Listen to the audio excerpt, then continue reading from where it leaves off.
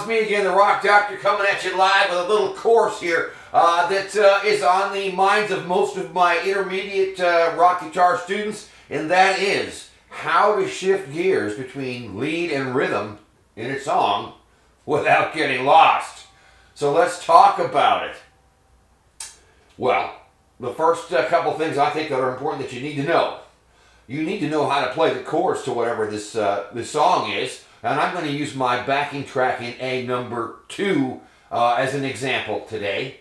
I'll put a link in the description how you can find it on my channel. And I'm also going to do a playthrough of it right now. And I'll put some tab on, that follows along with me here in the video as I finish it up. That'll be the first thing. So let me turn this thing on, and we're going to play through it. It's basically just a little shuffle in A. I'm going to let this intro go by. We're just mainly focusing on the next two sections.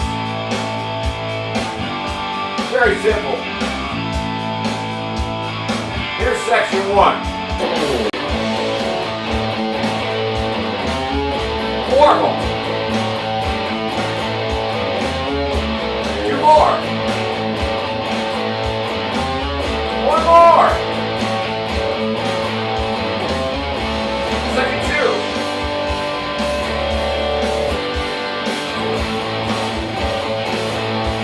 Here it comes again.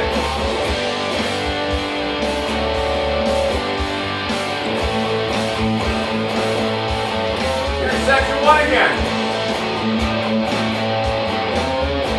Another one.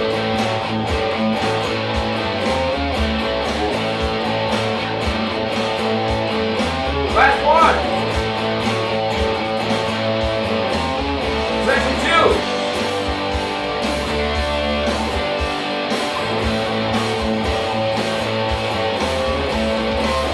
One more time.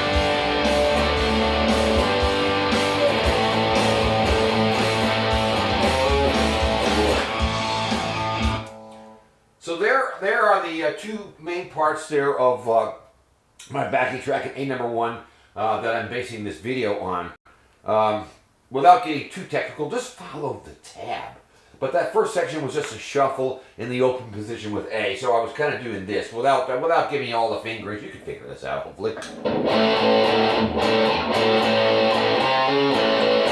That's all it is, section 1. 4 of those.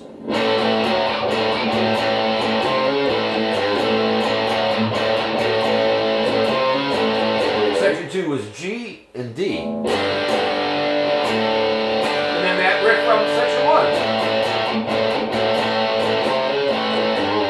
Alright. That chord progression, section 1 that I used there, was basically 4 measures of A in a shuffle pattern. And in my mind, these licks that I teach everybody are 2 measures long, and so they fit the first 2 sections of that A thing. So there's a lick for every 2 bars. So I've got 4 licks over that first section, okay? The second section, in a similar fashion, is in 2 measure segments. Look at this. G, G to D, and then the A shuffle thing here. And I have a lick for each of those.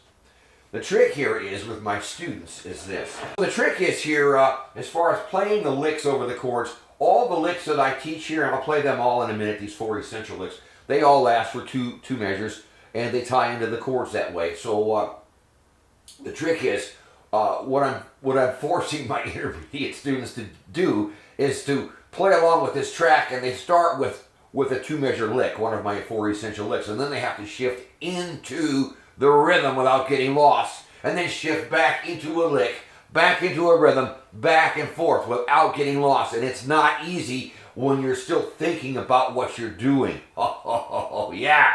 And I build it up this way. I just give them 1 lick. Let me pull this back over. So watch. So they're playing a lick here, playing the chord. Playing the lick, playing the chords. Then the other section comes in, and you play the same lick again, and then you play the chord. Play the lick, play the chord. But here's the other thing that's important. So it's a total mind fuck. It is! You have to end the lick the first time through so that it resolves to an A chord. We'll cover it. And you do that, not just do one lick. It's the same lick, and then resolving on an A chord tone, an A note. Then play the rhythm. Then play the lick again, ending it on an A note. Play the rhythm. Then come down here, play the same lick, and resolve it to a D. Same lick, but end it on a D, and then go to the rhythm.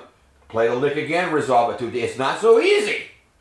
And I always give my students just one lick, and they can't do it. I couldn't either. But eventually, as we work on it, they get it down. Then guess what I do? Then I have them put in 2 licks. Play a lick, play the chords. Different lick, play the chords, right? And then we'll keep that same lick over here, you just have to resolve it differently. And when they get that down, and they can do that without crashing and burning, then we add 3 licks, blah, blah, blah, same thing, then we do 4 licks. Oh my God, it's a lot. But in the real world, you know, when we play, we don't play the same lick over and over. But you've got to teach yourself somehow how to do this. So this is my approach to it, and it works. You start with 1 lick, go to 2 licks, and eventually you can put any damn lick you want in there because you know everything. You know the chords well enough. You know where you are. You know what chord is under. You have to know what chord's underneath you to end your lick. You do. Let me turn the track back on, and I'll have a tab that accompanies this too. I'm going to play the 4 essential licks. I'm going to play all of them. I'll go through it a couple times. And I'm in the 5th position with A minor pentatonic. I call it the home scale. This guy. Well, look, I played the blues version. Sue me. But you get my drift. I'm in the 5th position, right? All right. So let me back this thing up. I'm going to skip the intro part, and because it's not the focus of what I'm doing today, but I'm going to let it play anyway. All right, here we go. And I'll tell you the name of each lick. Which one is which as I play. And again, each lick lasts for 2 measures. That's so important. You have to know how long your lick lasts. Okay, I'm going to start with essential lick 1. Here we go. Here it is. 6, set number 2. 2, number 3. Number 4. Let me do them all again. Number 1. Number 2. Number 3. Number 4.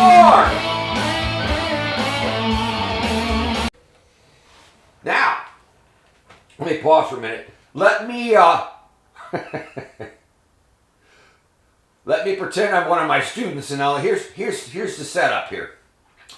I give them one of the licks to play, and I say, look, we're going to resolve the lick to fit the A chord, so we're going to end the lick on an A note. That's the safest note you can end your lick on if the chord underneath you is A and you're in the key of A.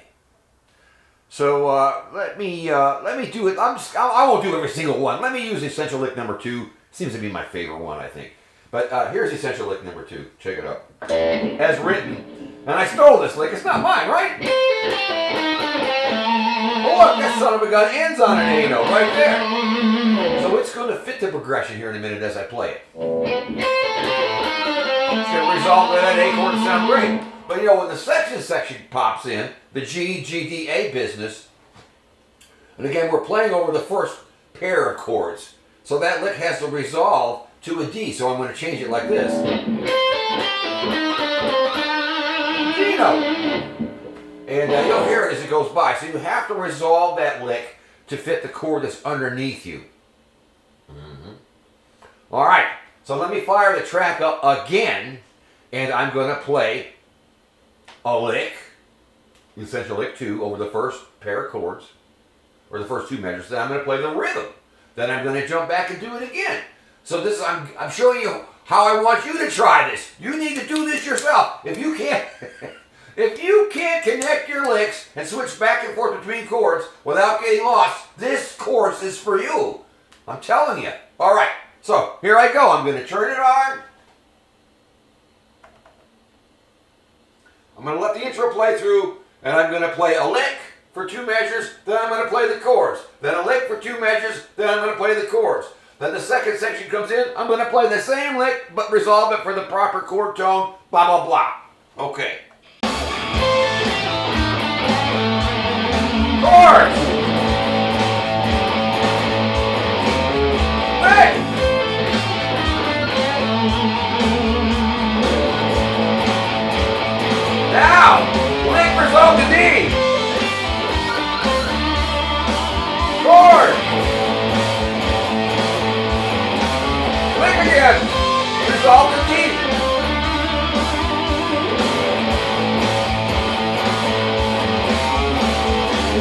whole thing starts over.